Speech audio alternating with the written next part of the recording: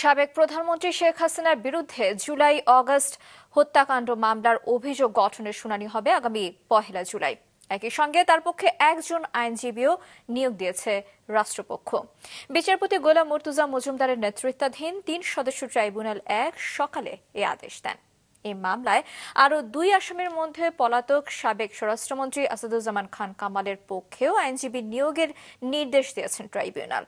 অপর আসামি সাবেক আইজিপি চৌধুরী আব্দুল্লাহ আল মামুনকে সকালে ট্রাইব্যুনালে আনা হয়। এছাড়া আশুলিয়ায় 6 জনকে হত্যার পর মরদেহ পোড়ানোর মামলার আনুষ্ঠানিক অভিযোগ দাখিলের জন্য আগামী 2 জুলাই পর্যন্ত সময় দিয়েছেন ট্রাইব্যুনাল। তদন্ত সংস্থা এই ঘটনায় 16 জনের সম্পৃক্ততার প্রমাণের তথ্য দিয়ে প্রতিবেদন দিয়েছে। এদিকে সাবেক সেনা কর্মকর্তা জিয়াউল আহসানের বিরুদ্ধে গুমের মামলার তদন্ত প্রতিবেদন জমা দেওয়ার জন্য 24 আগস্ট পর্যন্ত সময় দিয়েছে ট্রাইব্যুনাল।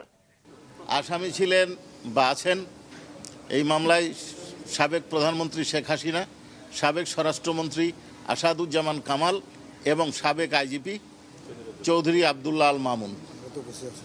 উনি আজকে উপস্থিত আছেন, বাকি 2 জন পলাতক আছে। এই পলাতক 2 জনের জন্যই পেপার পাবলিকেশন হয়েছে। তাদেরকে হাজির হওয়ার জন্য বিজ্ঞপ্তি দেওয়া হয়েছিল, তারা হাজির হন নাই।